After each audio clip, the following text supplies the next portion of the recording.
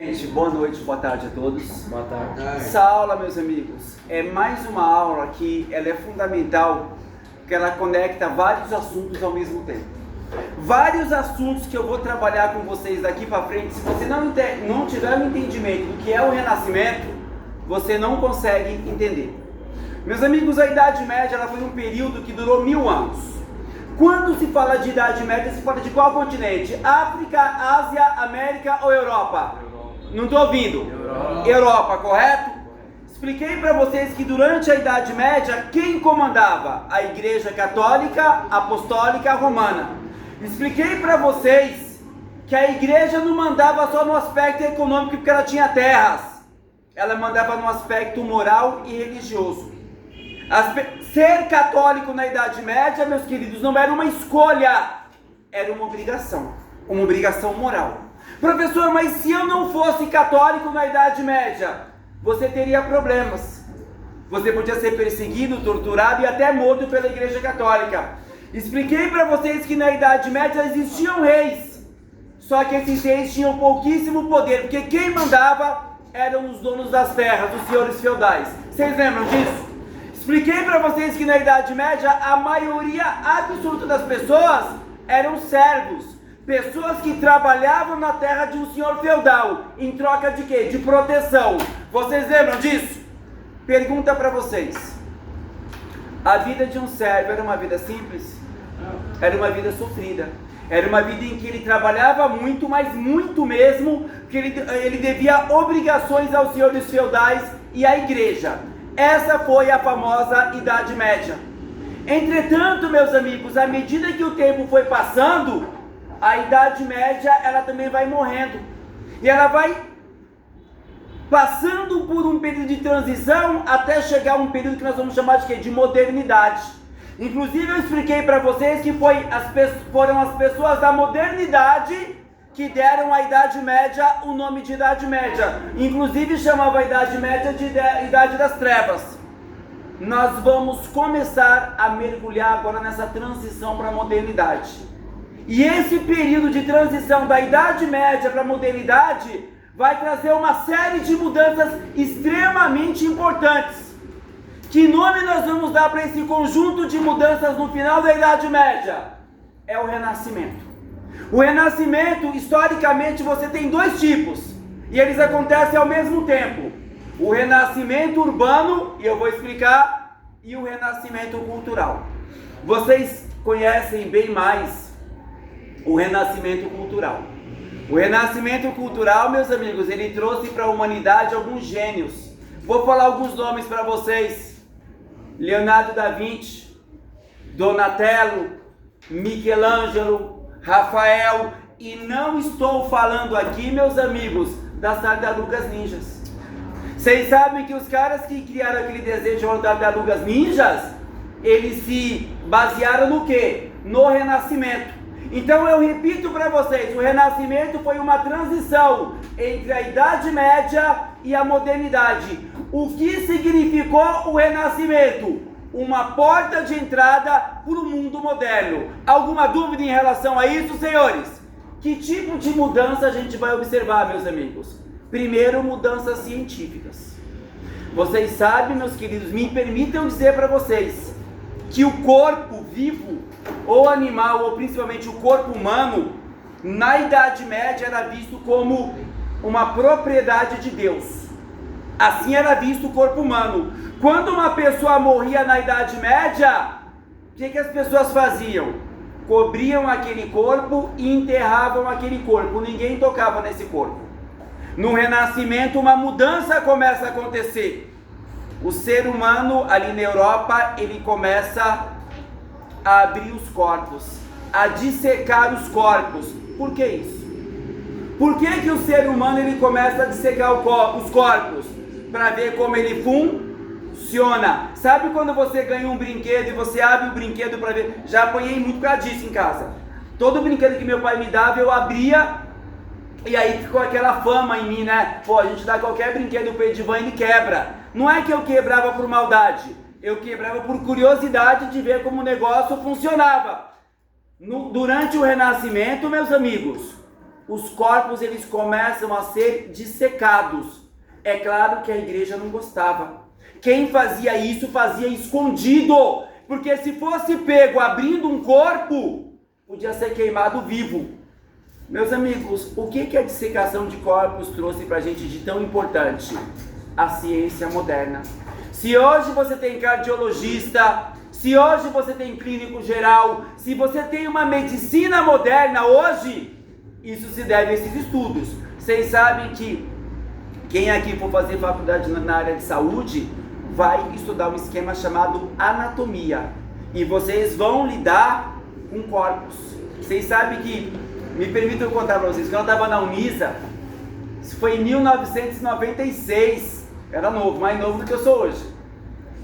Eu fazia história, e uma vez eu estava lá de boa, lá na biblioteca, os caras diziam, vamos lá na sala lá de anatomia. Eu falei, não, eu faço história, vou lá fazer o quê? Vamos lá, tem os bagulho lá pra gente ver. Aí eu cheguei na sala de anatomia, aí o cara pegou tipo uma vara bem grandona e tinha um tanque bem grandão. Ele fez assim e veio trazendo. O que ele trouxe pra gente? Um corpo humano, um corpo. E ali aquele corpo é usado para quê? Para dissecação, para você aprender o que é o aparelho digestório, o que é a coisa da circulação, enfim. Começa nesse momento a ciência. Tudo bem até aqui? Outro aspecto importante, a tecnologia.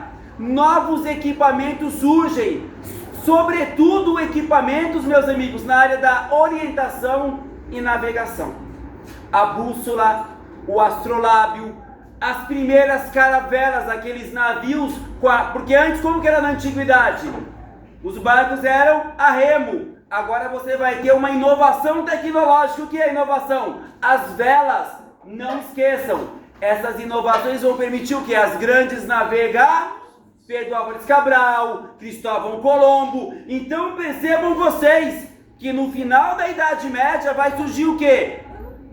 Os primórdios da ciência moderna, os primórdios da tecnologia moderna e, sobretudo, uma nova mentalidade. Detalhe, essa nova mentalidade, ela vai bater de frente com quem?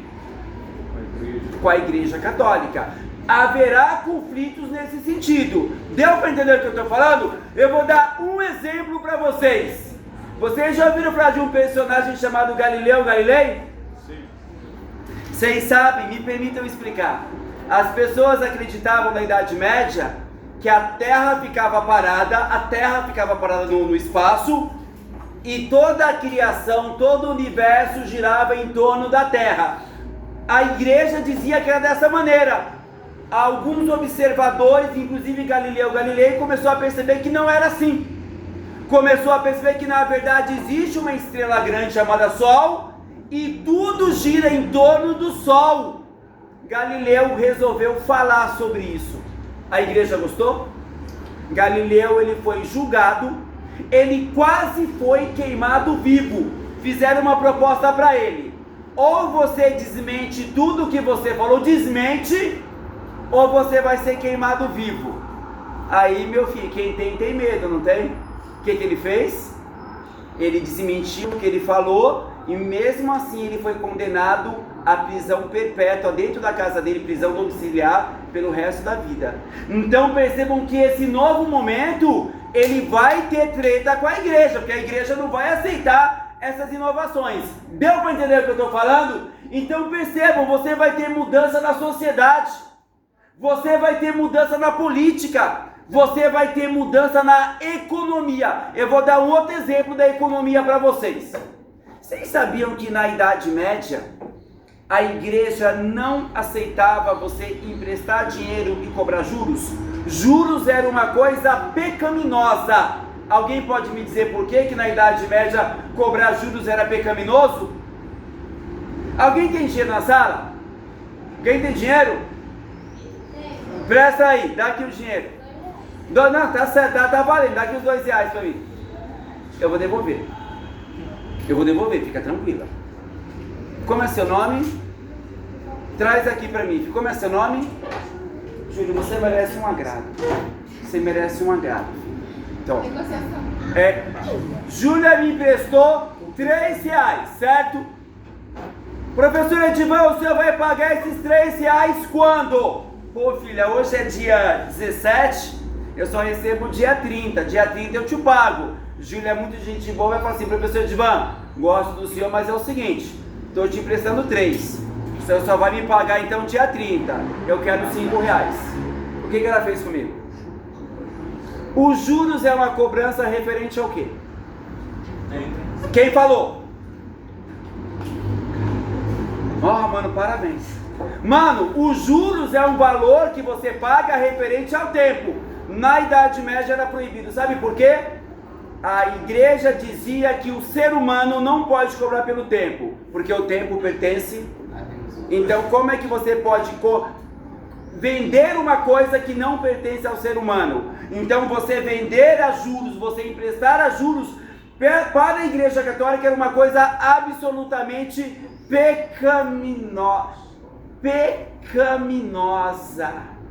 Uma coisa pecaminosa, seu Felipe. Pecaminosa. Vira pra frente. Felipe.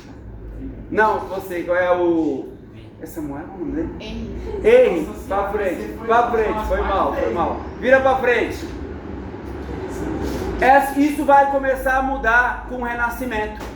No Renascimento as pessoas começam a emprestar dinheiro a juros. Então perceba, o Renascimento ele vai trazer várias mudanças em várias áreas. Na mentalidade, na sociedade, na ciência, na tecnologia. E vai descambar para várias transformações fabulosas. Por exemplo, o feudalismo vai cair e vai nascer o que no lugar do feudalismo? Os países. É o momento em que os países começam a existir. Inglaterra, Itália, França, Portugal. Esses países nascem por quê? Porque o feudalismo ele vai cair. Deu para entender? Outra coisa que vai surgir, o grupo social que manda no mundo até hoje. Eu pergunto para vocês, qual é o grupo social que comanda o mundo hoje? Pode falar. É a burguesia. É o nascimento da burguesia. Pessoas que vão viver através do quê? Do lucro. Em outras palavras, é o nascimento do sistema capitalista. Ele vai nascer durante o Renascimento. Deu para entender? Outra grande transformação, a Reforma Protestante. Uma revolta dentro da própria Igreja Católica, feita por um padre católico, que vai rachar a Igreja Católica no meio. Vai nascer uma outra religião, a religião protestante.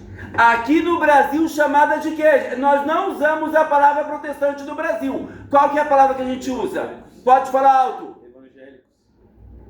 A Igreja Católica vai rachar e vai surgir outra religião. A religião protestante aqui chamada de evangélica. Deu para entender? Professor, mas que importância tem isso? Vocês vão entender no futuro. Eu vou explicar para vocês que a Reforma Protestante vai gerar guerras, que vai inclusive gerar um país na América, os Estados Unidos. Você só entende o nascimento dos Estados Unidos e o capitalismo norte-americano se você entender o nascimento da Igreja Protestante. Senão você não consegue entender. E talvez para a gente que somos brasileiros, a maior transformação de todas. Nascimento da burguesia, formação de países, desenvolvimento tecnológico vai desembocar no quê? Nas grandes navegações, a expansão marítima europeia. Grandes embarcações que vão dominar o mundo e vão colonizar a América. O surgimento de regiões como a nossa aqui. Colonizações. Deu para entender o que eu estou falando? Então percebam, nós não entendemos a modernidade se nós não entendermos essas mudanças. Alguma dúvida sobre o que eu estou falando? Posso seguir adiante? Meus amigos, qual que é o marco inicial para essas mudanças? O ano de 1100. No ano de 1100 na Europa nós já começamos a perceber algumas mudanças importantes. Primeira mudança, a diminuição das guerras. Vocês lembram que a Idade Média começou com invasão, com guerra, com aquele pessoal tudo revoltado? No ano de 1100 você já observa que as guerras diminuíram. Por que as guerras diminuíram? Houve uma acomodação. As pessoas cansaram de guerra e, sobretudo, a Igreja Católica jogou seu poder em cima. A Igreja Católica fez uma lei chamada a Paz de Deus. Que lei que era essa? Em determinados dias da semana era proibido ter batalha. Em alguns lugares da Europa, na frente de igrejas, cemitérios, era proibido qualquer tipo de batalha. A igreja então ela vai determinando o quê? Uma diminuição das guerras. Deu para entender o que eu estou falando? Então no Renascimento você tem uma situação de relativa paz, se você for comparar com o passado. Tudo bem até aqui? Segunda grande mudança, novas técnicas agrícolas. O que elas fizeram? A produção de alimento o que, gente? Aumentar. O número de alimento produzido começa a aumentar sensivelmente. Por quê? Novas técnicas agrícolas. Professor, que técnicas são essas? Primeira técnica que eu quero falar com vocês, o arado. Vocês sabem o que é o arado? Então eu vou ter que dar um exemplo para vocês. Deixa eu ver. Você, filha, loirinha, eu quero que você imagine uma coisa. Pode ser? Pode ser? Imagine você 3 homens. Já imaginou? Já imaginou? Imagine você que esses 3 homens estão um atrás do outro. Você já imaginou? Supondo agora você que o homem que vai à frente, ele vai segurando 2 paus. Grandes, roliços, imensos. Imaginou isso? Imagine o que esses homens estão... Está indo o que, filho? 3 homens. O que está na frente segurando 2 paus. Está indo do que, velho? O que esses homens estariam fazendo? Vamos ver se vocês adivinham. O primeiro está fazendo esse movimento com os paus. O segundo está vindo com o saquinho. E o toca aí. E o terceiro cobrindo. Eles estão fazendo o quê? Estão plantando. O primeiro está com o cavador. O segundo vem com as sementes jogando. E o terceiro vem cobrindo. Eles estão plantando, não estão? Eu pergunto para vocês. Esse jeito de plantar, ele funciona? Funciona. Mas é um jeito rápido? Te permite plantar extensões imensas? O que os caras da Idade Média vão inventar por volta do ano de 1100? Tipo de um garfo bem grandão.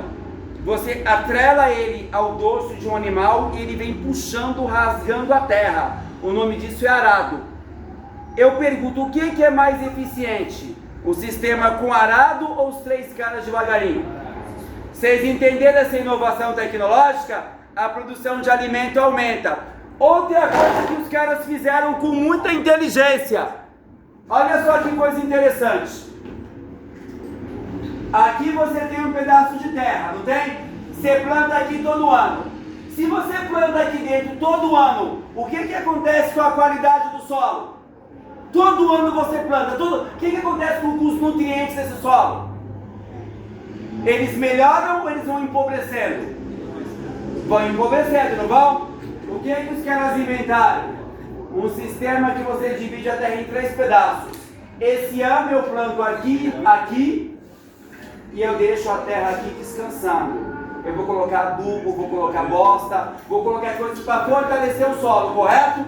Ano que vem, eu planto aqui, e aqui fica descansando.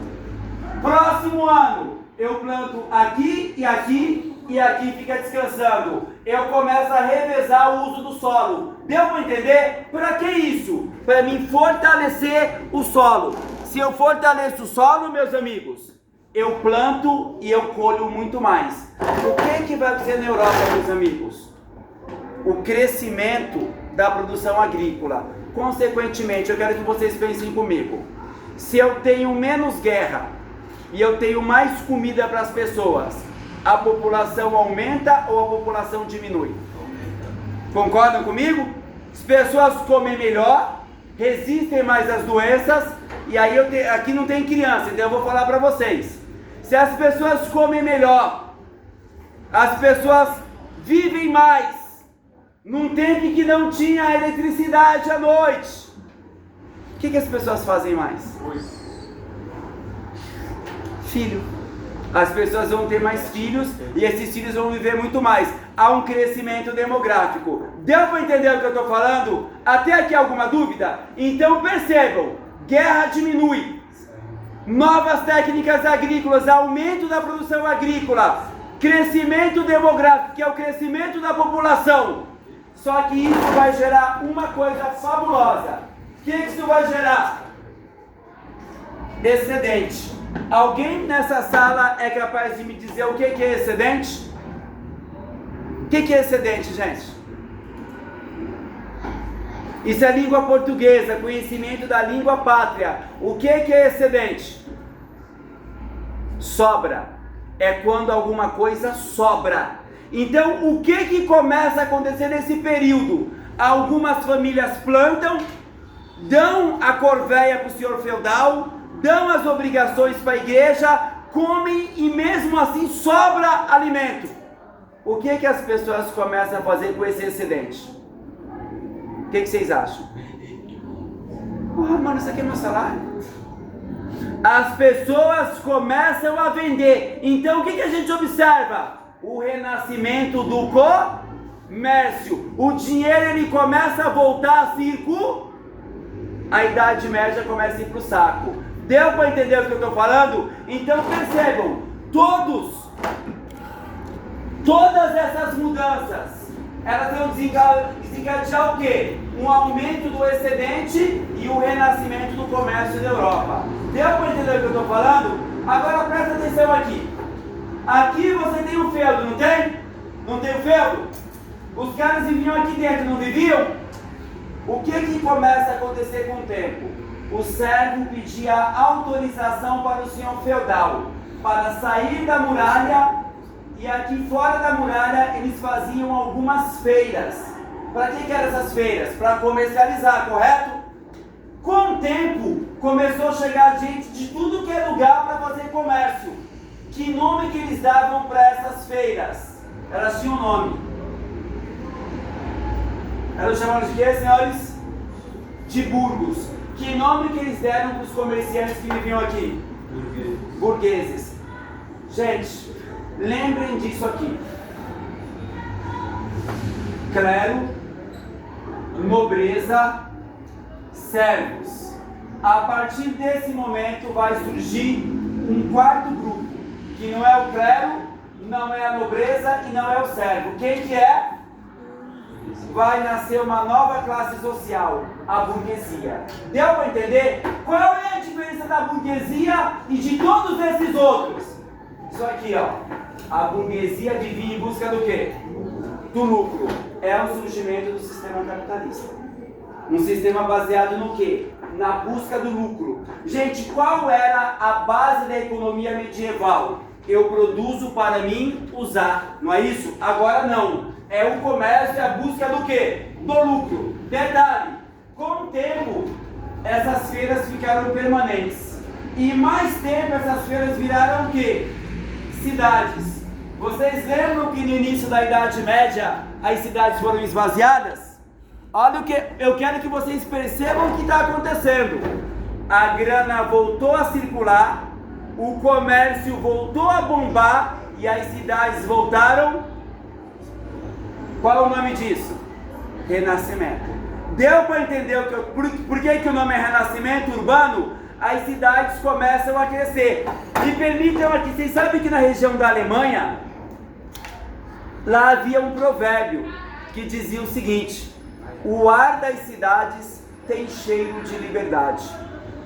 Alguém consegue me explicar essa frase? Vocês querem a verdade? As cidades medievais eram nojentas, cheia de viela, as pessoas faziam suas necessidades, jogavam pela janela, a doença dominava as cidades medievais. Mas escutem essa frase: o ar das cidades tem cheiro de liberdade. Por que essa frase? O que uma cidade oferecia para as pessoas que o feudo não oferecia? Lembrem como a vida do feudo: obrigação para o senhor feudal, dar a produção para o senhor feudal. Numa cidade, o que tinha de melhor do que dentro do feudo? eu poderia vender minha mercadoria, eu não tenho nenhum senhor na minha bota, eu não preciso pagar obrigação para ninguém. Nas cidades medievais as pessoas tinham mais liberdade, ser comerciante, ser artesão. É claro que tem um lado ruim, tinha gente que fugia dos feudos e virava mendigo nas cidades. Sabe aquela ilusão de ganhar dinheiro e não conseguia? Isso acontecia também. Mas o fato é o seguinte, numa cidade, as oportunidades de vida eram muito maiores do que dentro do feudo. Mano, dentro do feudo você é o quê? Um servo. Um servo preso à terra, tendo que pagar obrigações para o seu feudal. Na cidade não, cara, não tem muro, você é livre para fazer comércio, para ganhar dinheiro, para ser artesão. Então, a frase, o ar das cidades tem cheiro de liberdade, é exatamente nesse sentido. Deu para entender o que eu estou falando, senhores? Alguma dúvida? E aí eu digo para vocês, o feudalismo, ele começa a cair. Deixa eu fazer uma pergunta para vocês. O feudalismo durou de 600 a 700 anos. Ele acabou, a gente sabe disso. O que tomou conta do feudalismo? O capitalismo e os países, não é isso? O feudalismo deu errado? O que vocês acham?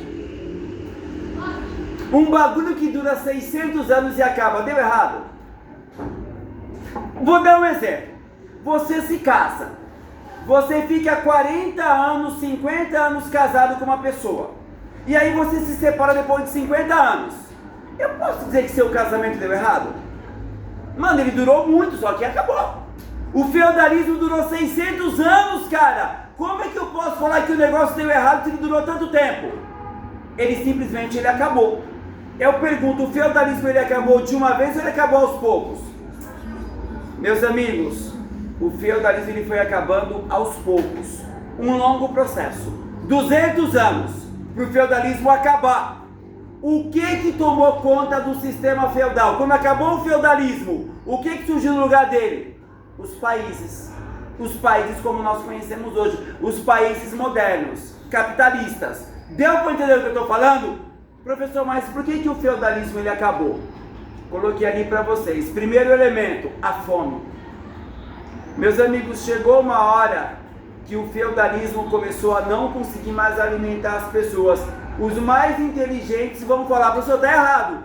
O senhor não falou que aumentou a quantidade de produtos? Que a agricultura bombou? Como que as pessoas passaram fome? O que aconteceu foi o seguinte, a quantidade de alimento aumentou, não aumentou?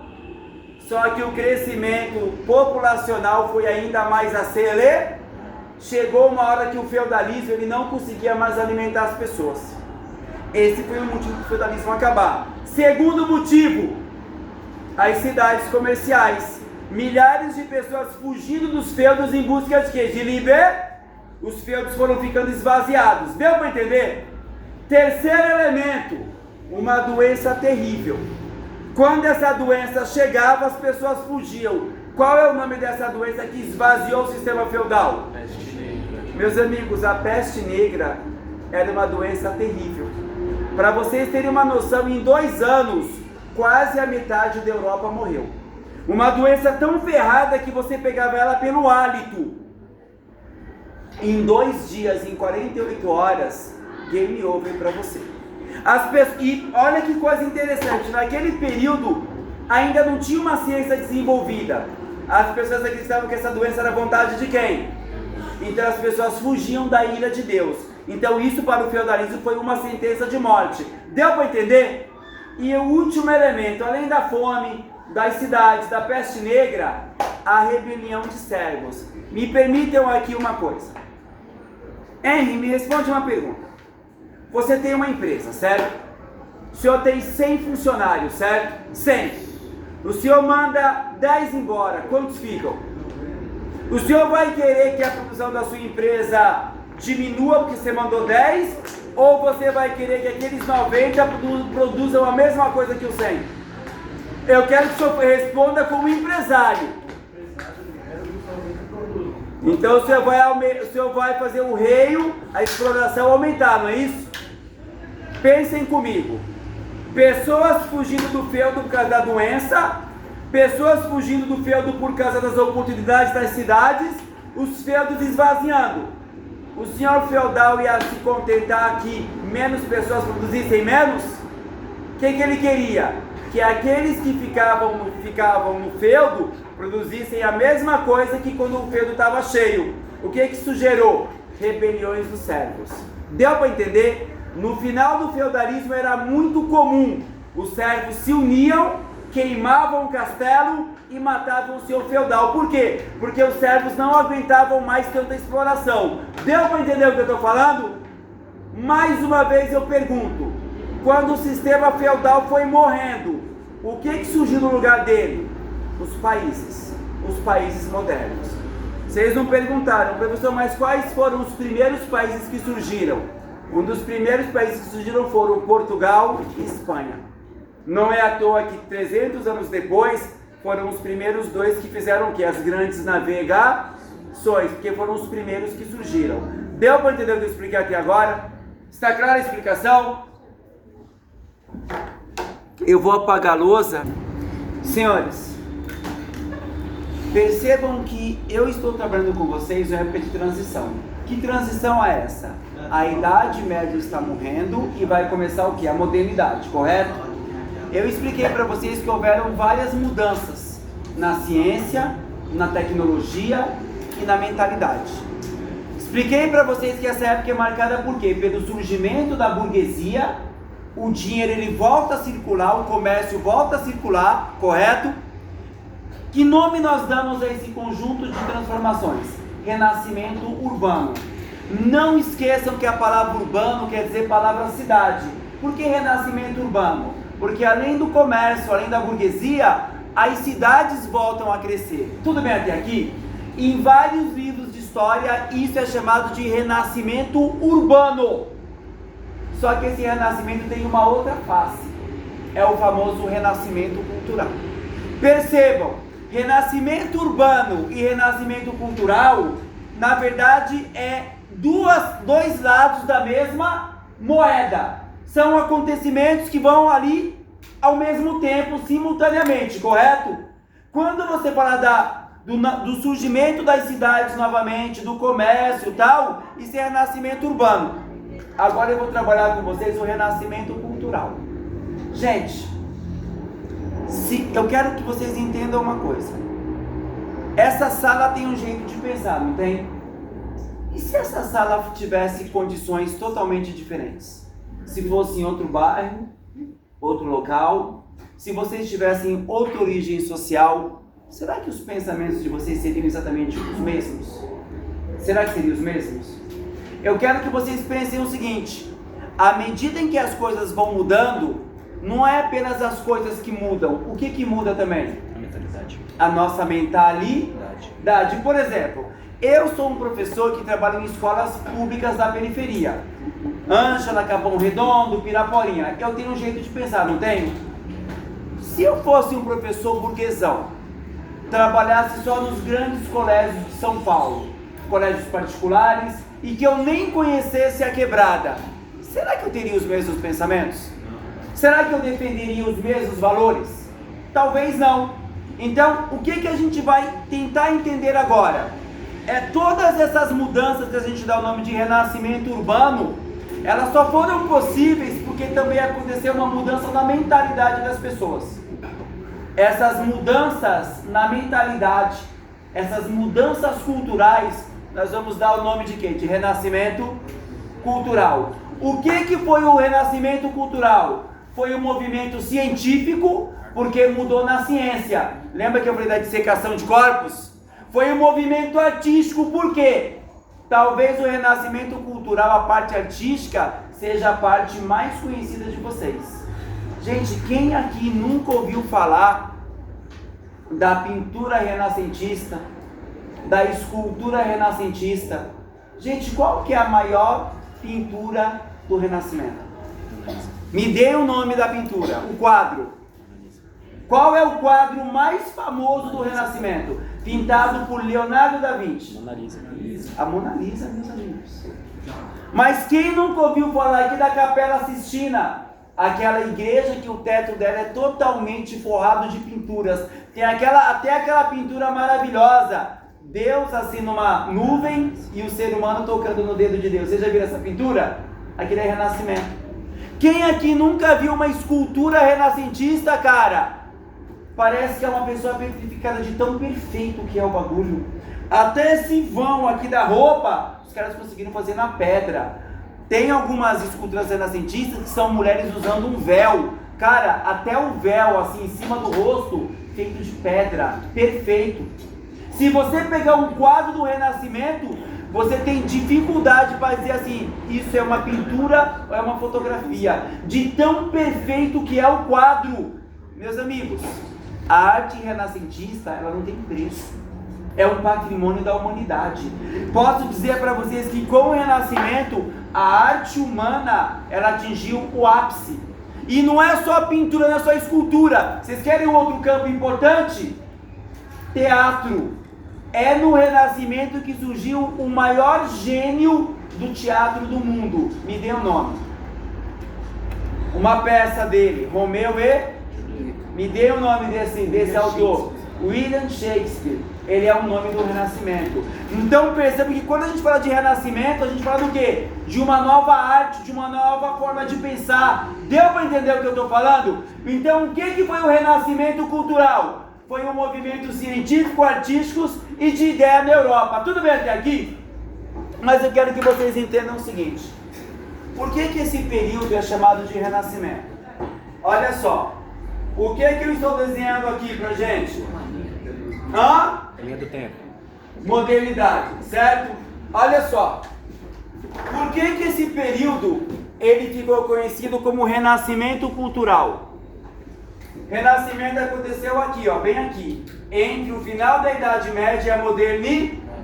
Como é que esses caras olhavam para a Idade Média? Vocês lembram? Como que as pessoas da modernidade olhavam para a Idade Média? Gostavam? Não. Admiravam? Não. Falavam que é uma época de digno?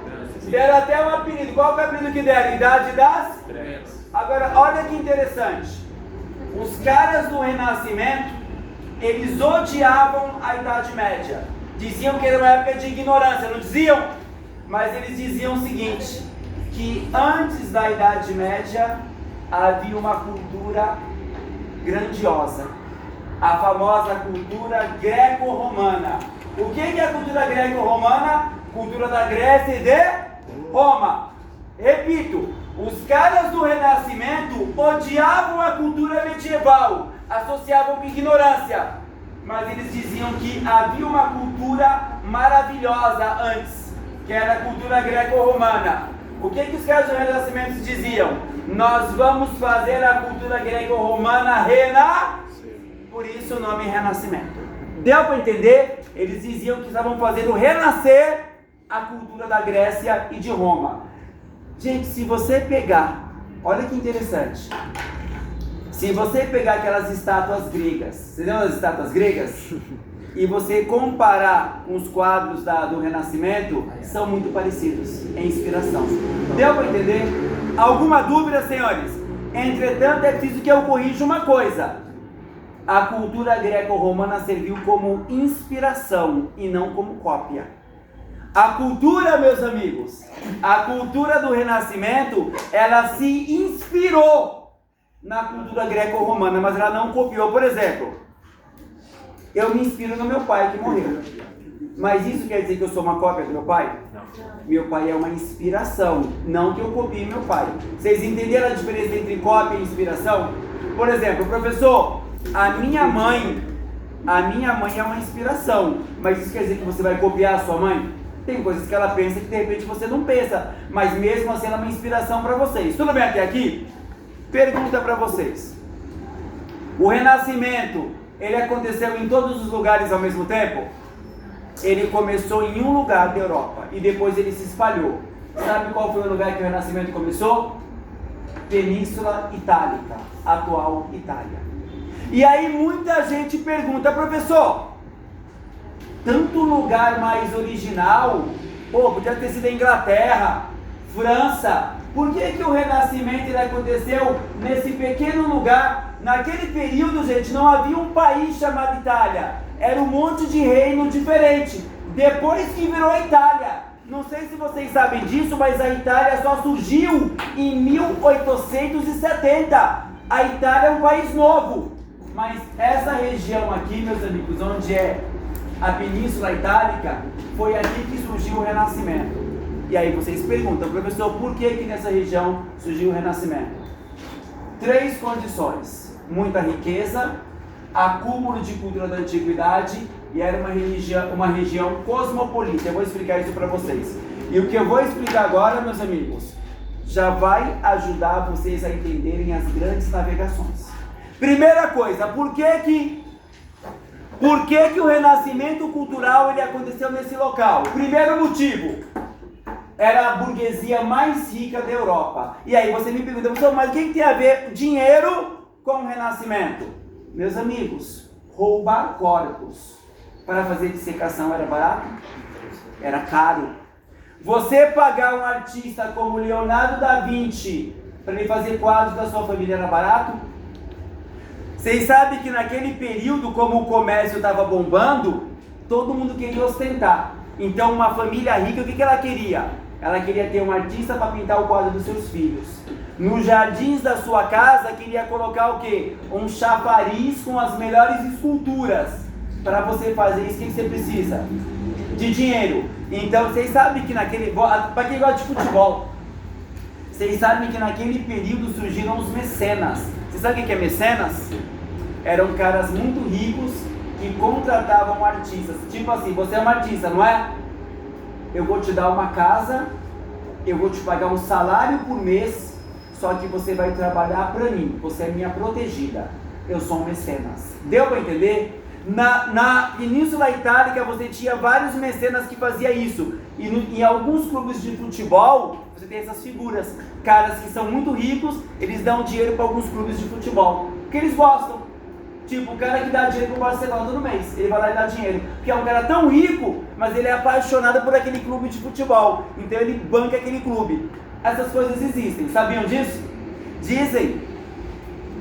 Eu estou exagerando. Mas dizem que a tal da Leila da Crefisa é uma mecenas do Palmeiras.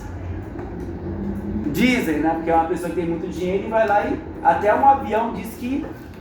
Dizem que é, né? Até um avião colocou à disposição dos caras. É uma pessoa que não tinha nenhuma obrigação de fazer isso, mas faz.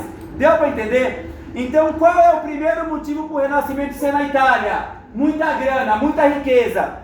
Presta bem atenção que agora vai ficar complicado. Por que essa região da Europa era a região mais rica de toda a Europa? Alguém pode me dizer? Por que essa região era tão rica? Sabe por quê? Presta bem atenção. Bem atenção. Naquele período no final da Idade Média, obrigado, filha. Existia Electrolux? Existia Brastemp? Existia refrigeração? Não. Então, qual que era um dos maiores desafios daquele período? Conservar a comida. Por exemplo, você mata um animal. Como é que você faz para preservar a carne se não tem como refrigerar? Tinha alguns esquemas. Primeiro esquema, salga. Mete sal. É o que os portugueses trouxeram para o Brasil e virou o quê? A carne seca. Gente, os caras salgavam a carne não é porque era gostoso, era para preservar da podridão. Deu para entender? Outra coisa que se fazia também para preservar a comida, defumar. Sabe o que é defumar? Você acende uma fogueira, coloca a carne em cima. Só que não é o fogo que pega na carne, é só o quê? E a fumaça vai defumando, mas o gosto fica... Mano, você comer uma carne seca um dia, uma carne defumada outra é uma coisa. Você comer todo dia é zoado, não é? Então, qual era a terceira opção mais usada para preservar a comida? Especiarias. Sabe o que é especiaria? Fala alto. Tempero, cravo, canela, pimenta. O nome disso é especiaria. A Europa consumia muita especiaria para quê? Para preservar a comida e uma coisa nojenta. Mesmo quando a comida estava podre, você enchia ela de especiaria e jogava para dentro do mesmo jeito. Então especiaria era um bagulho extremamente importante na Europa, correto? Só que tem um problema, a Europa é fria. Dá para plantar muita especiaria na Europa? Sabe de onde vem a especiaria? Dessa região, das Índias. As especiarias vinham daqui de que maneira? mercadores compravam aqui, levavam até o mar Mediterrâneo e vendiam para cá. Para onde? Península Itálica. E o que a Itália fazia? Gente, vamos comigo. Se os italianos compravam especiaria por R$1, eles iam vender para a Europa por R$1? Então percebam, essa região era o maior entreposto comercial de toda a Europa. Então os caras ganhavam muito dinheiro. Deu para entender porque era tão rico? Presta atenção no que eu vou explicar para vocês agora. No futuro, a Europa começou a se incomodar com isso. A Europa começou a se incomodar independente de quem? Da Itália. O que a Europa começou a pensar? Precisamos dar um jeito de chegar nas Índias sem depender de quem? E aí eles começam a construir navios. Qual que era o objetivo desses navios? Chegar até a Índia sem depender de quem? Da Itália. Eu acabei de explicar para vocês o motivo das grandes navegações. Quando Pedro Álvares Cabral, Cristóvão Colombo entraram naquelas embarcações, qual que era o objetivo? Chegar às Índias. Eles chegaram aqui, não chegaram? Eles achavam que estavam chegando aonde? Por isso que nome que eles deram para os habitantes? Indígenas. Por isso que daí que surgiu a palavra índio. Que eles acreditavam que estavam chegando aonde? Atrás de especiarias. Deu para entender? Então qual que é o primeiro motivo para o Renascimento ser na Itália? Primeiro, muita riqueza. Vocês lembram que eu expliquei que eles pagavam um pau para Grécia e Roma? Onde fica Grécia e Roma, gente? Onde fica? Onde fica Roma? Então ali você tinha as estátuas, tinha os livros, tinha toda a cultura. Tinha um acúmulo de cultura do antigo e a cultura greco-romana já estava aqui. Aqui estavam as bibliotecas. Deu para entender? E uma outra coisa super interessante. Essa região, meus amigos, era uma região cosmopolita. Você, filha, o que é uma região cosmopolita? O que é uma coisa cosmopolita? Gente, uma coisa cosmopolita é uma região que tem várias culturas diferentes. Por exemplo, se você fosse numa feira aqui na Península Itálica, você ia andando numa feira, você ia ouvir línguas africanas, línguas árabes, línguas europeias. Mano, é como se fosse o grande shopping center do mundo. Todo mundo comprava e todo mundo vendia aqui. O que foi do mundo árabe? A matemática, a química. Você tinha várias culturas no mesmo local, vários conhecimentos. Então por que o Renascimento foi ali? Muita grana, muita cultura da antiguidade e uma região cosmopolita. Pergunta para vocês, São Paulo é uma cidade cosmopolita? Se você quiser comer uma comida japonesa hoje, se tiver dinheiro, claro, você come? Se você quiser comer uma comida indiana aqui em São Paulo, você come? Uma comida mexicana? São Paulo é uma região cosmopolita, gente. Por exemplo, eu amo o Nordeste. São Luís do Maranhão, terra da minha mãe. É uma cidade maravilhosa, mas é uma cidade cosmopolita? Não é. Lá você não tem essa variedade de todas as culturas. Deu para entender? Senhores, com isso eu acabei a aula. Muito obrigado. Eu gostei desse bagulho aqui para dar aula, gostei. Ó, o bagulho dá um vigor na aula, não dá, velho? Gostou?